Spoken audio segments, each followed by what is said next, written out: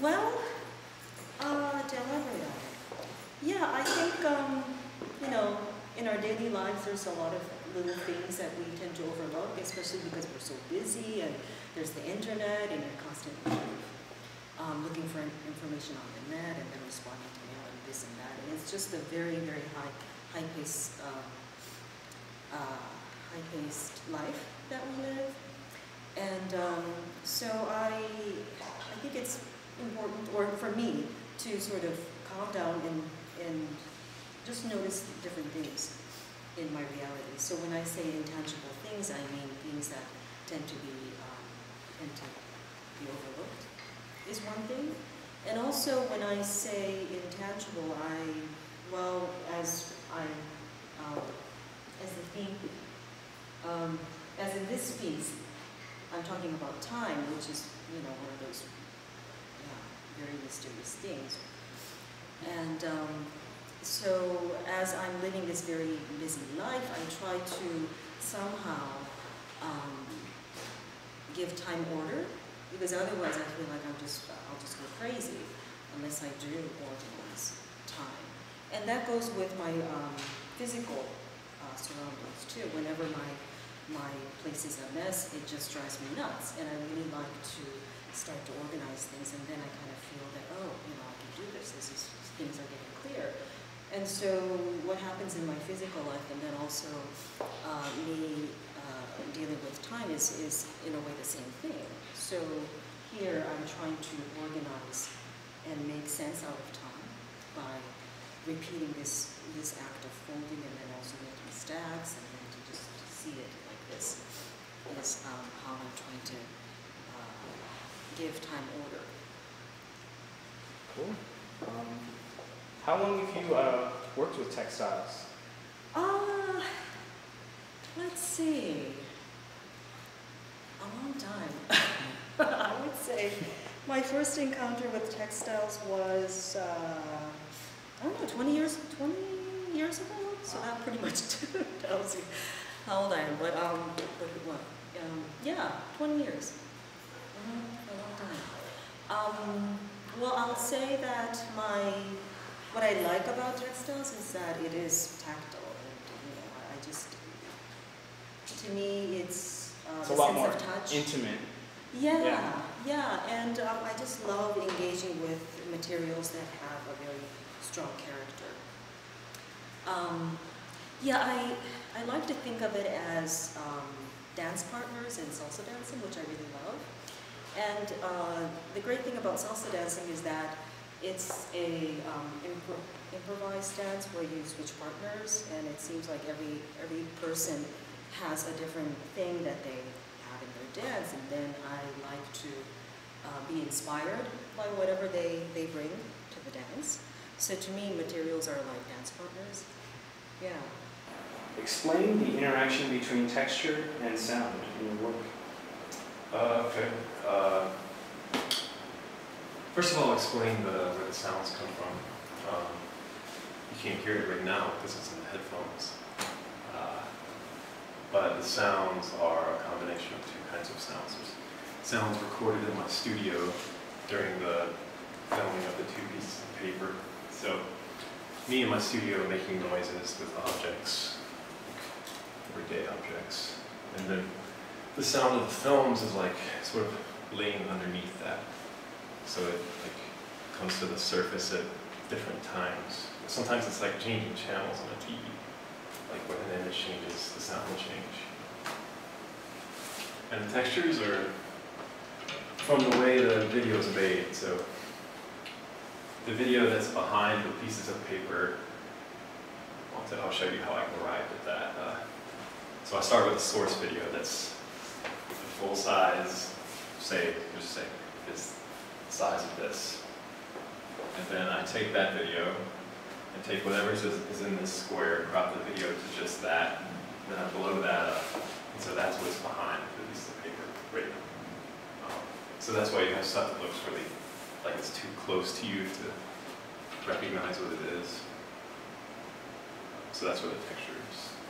And so you said that all of your footage is taken from archives. Yeah. Could you elaborate on that? Well, all the footage, except the pieces of paper, of course, which I took. But yeah, they're from Predator Archive, Internet Archive, I think is what it's called. There's a few of them. Explain why you chose content like warfare. Yeah. Well, I want to find a content that's the most contentious thing that I can think of, which for me happens to revolve around this sort of situation that's been happening for the last 10 years in the world, which has culminated in the Arab Spring in 2011. But it kind of started with the Iraq War in 2003, or started with 9/11 actually. But, okay, so the films behind the pieces of paper are, there's 2 Iraqi films about the detention of Iraqis by the United States military. There's a U.S. government instructional film showing how to read images of land taken from the air before satellites for the purpose of locating natural resources. There is a documentary about the Israeli occupation of Palestinian lands. And there's it's a news program produced by BP, British Petroleum, about changes in the political climate in Egypt following the Arab Spring in 2011. So, like, combining these things in the way that I did creates this like dissonance within the work. It's like this tension. It creates like a sort of like a general anxiety, which to me is kind of, it's like the feeling of anxiety you get when you think about the forces that like control your life or sort of determine your life, but they're forces that you don't know, you can't explain. Forces far beyond your control. How does your work speak for the environment and interact with the surroundings of Lake Merced? Lake Merced is a freshwater lake nearby my home that's critical to migratory birds on the Pacific Flyway. And I had gone to Lake Merced because it's a place nearby my home, and I was fascinated with the riparian zone. The riparian zone is an uninhabitable place for humans. That is the space between water and the land, but it is biologically referred to as a ribbon of life.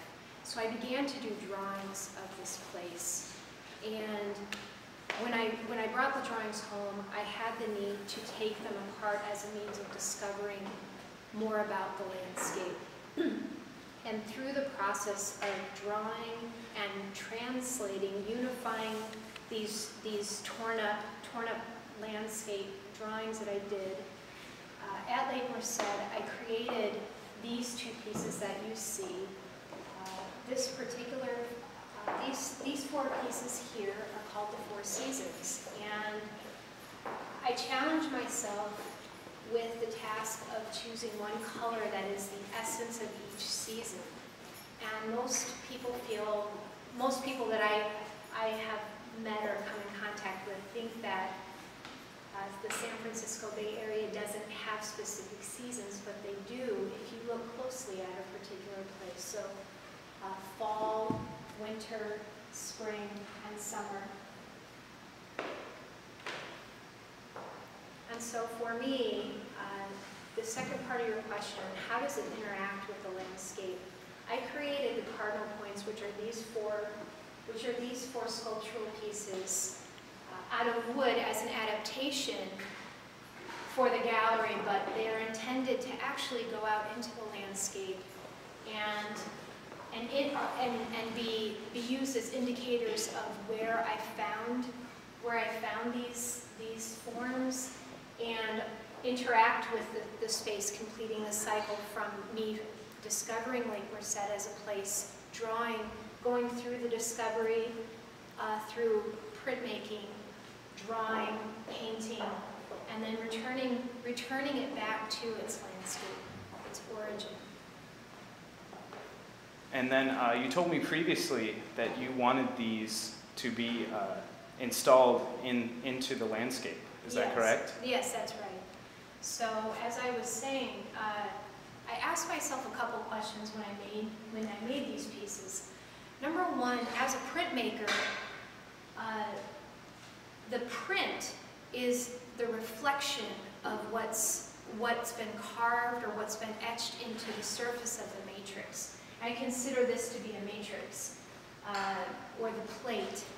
And I wanted to one, identify the plate or the matrix as a piece of artwork in itself, and then I also wanted the viewer to be able to see the print in the same orientation as the work that I did on the surface. So I asked myself a bunch of questions, and I realized that the only way that that could happen is by penetrating the matrix and allowing light to be passed through to create that print, and allow things like the sun and the moon to create these state proofs, these multiple state proofs.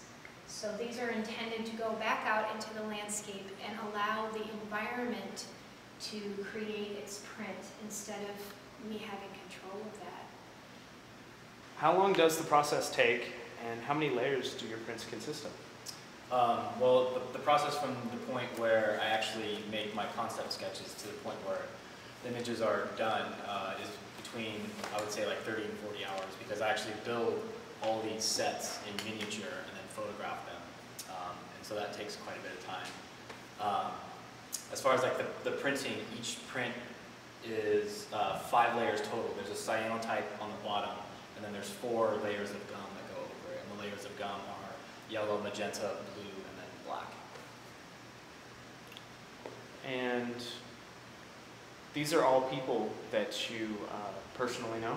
Yeah, this is a friend of mine's wife. This is a gentleman that I know that's in a really cool heavy metal band that I admire. And yeah, so each image I definitely use people that I know. One, because friends of friends usually will work for free, and so that's always a plus. But I just know a lot of really cool, weird people that are interested in letting me photograph them. Cool. It appears as you take a lot of influence from Romanticism of the 19th century. Is that true? Yeah, definitely. I definitely will sort of play on the whole like pictorialism of that time period of, you know, turn of the century photography, where people use this overly dramatic kind of composition, and like just the way that they portrayed things was definitely sort of like over the top. And so I'm using that style to tell my story of this weird like sci-fi vaudeville. Humans have a symbiotic relationship with plants as described in your work. Do you think that through technology people are beginning to lose sight of the importance of nature? I think that it's not just through technology. I think with technology people can relearn the importance of nature, but I think we've developed into a way in the world in 2012 where we don't see ourselves as a part of nature. I don't think it's just technology that's a result of that, but it's the way that we've been able to use tools to redesign the work and to make it a safe place and a comfortable place for television and fast food and whatever else. Okay. So what else would you think kind of contributes to that, I don't know, that existing separation that we live in this millennium?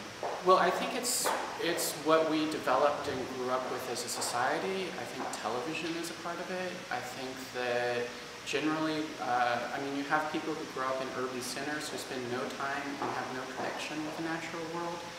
With this work, with the plants, I'm trying to address the sort of disconnect we have with our dependency upon plants. I think that as we're growing up, as we're young children, we tend to learn about the importance of plants, and then as we become adults, we start to forget about it, and we get caught up in our 9-to-5 life. And I think that with television constantly pushing consumerism, with the government post 9/11 saying, you know, shopping is the way to be patriotic, that we as a country and as a people, when we're adults, we sort of completely disconnect. And so, you know, people who talk about, you know, if you want greenery, order the salad, is an NPR commentator that I thought was quite funny, but it's also unfortunate that we're destroying the natural habitats in a way that we're not really paying attention to what's going to be happening in the future. Okay.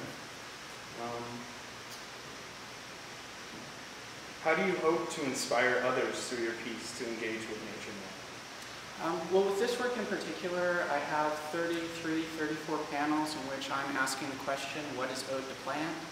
And across the panels, I go from very broad sort of ideas that apply to everyone, like oxygen and the ozone layer and food and drinks, to more specific projects. I end with my MFA application, for instance, and so I go from the very generic to the very personal to try to pull the audience into having the same kind of experience. I don't think that my visual investigation of what's ode to plants is the end of the discussion. I certainly hope it's not. With this project in particular, I'm trying to generate for other people to think about what do they owe plants. And I have an internet component that's mentioned here where it says submit, where other people can submit their ideas of what I've missed. And so I'm trying to just start the conversation that we owe plants a lot more than we think about. And I'm just trying to create a framework where that dialogue can exist on the internet and also